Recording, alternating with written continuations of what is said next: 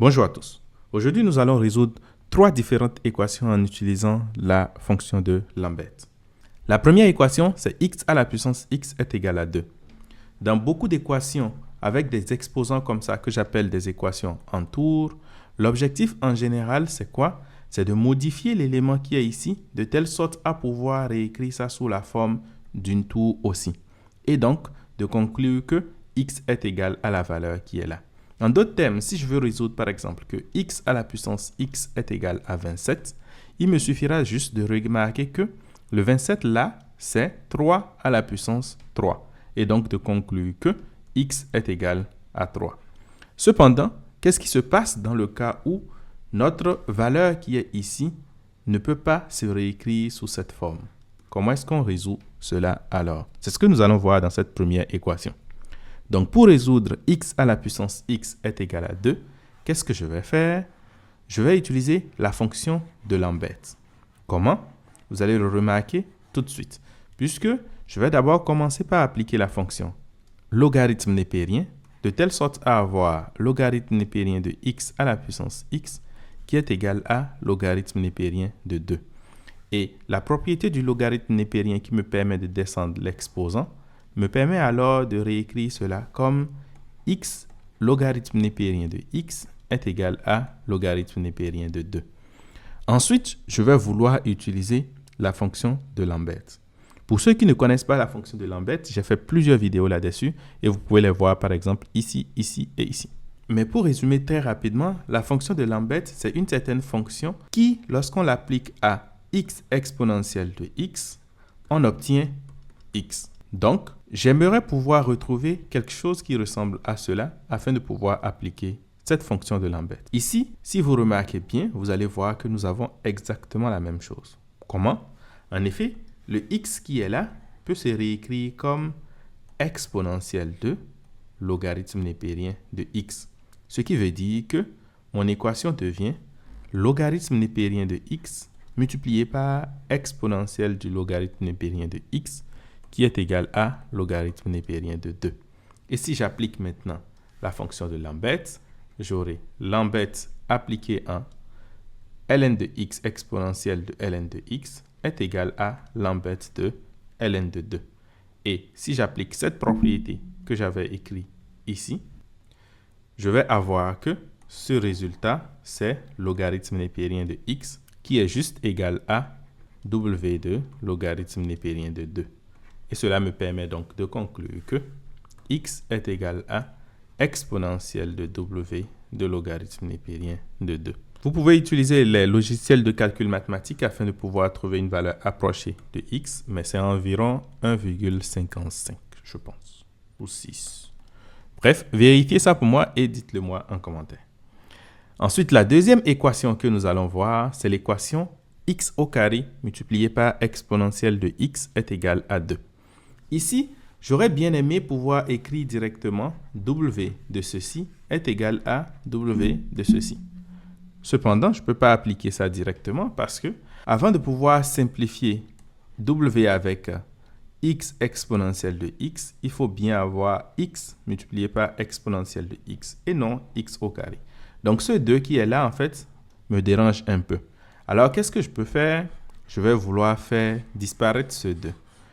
Vous savez très bien comment est-ce qu'on fait disparaître un 2 à l'exposant. Bon, on applique la racine carrée. Donc, c'est ce que je vais faire. Je vais appliquer la racine carrée ici. Donc, j'aurai simplement racine carrée de tout ceci qui est égal à racine carrée de ceci. En d'autres termes, j'ai valeur absolue de x fois exponentielle de 1/2 de x. Et ceci est donc égal à racine carrée de 2. Maintenant, le problème n'est pas résolu parce que j'ai encore une valeur absolue qui est là. Donc, ce que je vais faire, c'est que je vais couper cela en deux. Je vais réécrire ça de deux manières différentes. Donc, je peux avoir soit x exponentielle de 1/2 de x qui serait égal à racine carrée de 2, ou bien moins x exponentielle de 1/2 de x qui serait égal à racine carrée de 2. Donc, dépendamment de si x est positif ou négatif. Maintenant, qu'est-ce que je fais? Je vais ramener le moins 1 de l'autre côté, et mieux, je vais aussi multiplier par 1/2. De telle sorte à avoir quoi? 1/2 de x exponentielle de 1/2 de x est égal à 1 demi de racine carrée de 2. Et de l'autre côté, 1 demi de x exponentielle de 1 demi de x est égal à moins 1 demi de racine carrée de 2. Et là, je peux appliquer la fonction de Lambert. Pourquoi? Parce que j'ai quelque chose ici et la même chose là. Donc, je peux appliquer Lambert, ce qui va me donner que w de 1 demi de x exponentielle de 1 demi de x est égal à w de 1 demi de racine carrée de 2. Et de l'autre côté, w de 1 demi de x exponentielle de 1 demi de x est égal à w de moins 1 demi de racine carrée de 2. Et c'est à partir de là que ça devient un peu délicat. Pourquoi ça devient un peu délicat? Parce qu'en réalité, ceci n'existe pas. En réalité, la fonction de Lambert est définie de moins 1 sur e jusqu'à plus l'infini. Et moins 1 sur e, sa valeur, c'est à peu près moins 0,36. Cependant, si je fais moins racine carrée de 2 divisé par 2, c'est environ moins 0,70. Donc, ça veut dire que w de moins 1 sur 2 racine carrée de 2 n'existe pas. En d'autres termes, ce n'est pas possible que cette valeur-là puisse être égale à moins racine carrée de 2 divisé par 2. Cette deuxième équation est alors à oublier. Donc, on se concentre sur la première équation ici, qui nous dit simplement que w de 1 demi de x exponentielle de 1 demi de x est égal à w de racine carrée de 2 divisé par 2. Et par conséquent, j'ai 1 demi de x qui est égal à w de racine carrée de 2 divisé par 2. Et donc, x est égal à 2 fois w de racine carrée de 2 divisé par 2. Et c'est ça le résultat. Pour la troisième équation qui implique la fonction de Lambert, on a fait quelque chose qui est relativement similaire à ça de façon générale. Donc, si ça vous intéresse, vous pouvez regarder cette vidéo qui apparaît juste là. Je vais mettre le lien de toutes ces vidéos en description. Mais comment est-ce que je résous cela? La première des choses que je vais faire, c'est de ramener ceci de l'autre côté. En d'autres termes, j'aurai exponentielle de x qui serait égal à 2 moins x. Et ensuite, je fais quoi? Je divise tout par exponentielle de x. Donc, cela me donne simplement que 1 est égal à 2 moins x exponentielle de moins x. Mon objectif, c'est quoi? C'est de pouvoir réécrire ça sous la forme de u exponentielle de u. Voici mon u qui apparaît ici. Donc là, il me manque en fait un 2 pour avoir un u. Donc, qu'est-ce que je fais? Je multiplie tout par exponentielle de 2.